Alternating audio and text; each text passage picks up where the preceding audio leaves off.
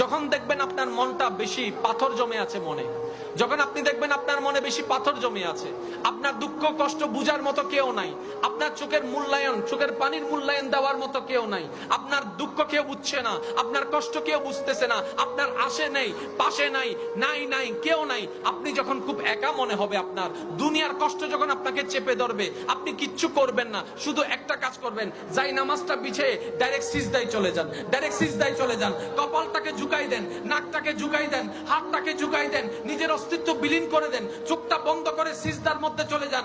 আল্লাহর ওয়াস্তে করে বলছি, কিচ্ছু পড়া লাগবে না, শুধু সিজদার মধ্যে পড়তে থাকেন, সিজদায় পড়ে থাকেন, কান্না করতে থাকেন। ওনাকে বুঝান যিনি আপনি না বললেও সবকিছু বুঝে, ওই রবকে জানান যিনি আপনি না জানালেও সবকিছু জানে। দুনিয়ার মানুষ তো আজকে বললে কালকে চুপ উল্টাই ফেলে, ব্ল্যাকমেইল করতে শুরু করে। রব তো সবকিছু জানার পরেও দোষ গোপন করে রেখেছে। ওই রবের দরবারে সবকিছু বলতে থাকেন, 1 মিনিট, 2 মিনিট, 3 মিনিট, দেখবেন আপনার সমস্যা তখন সমাধান না হলো অন্তরে এমন একটা শান্তি লাগবে যেটা আপনার পৃথিবীর কোথাও খুঁজে পাবেন না। সুবহানাল্লাহ।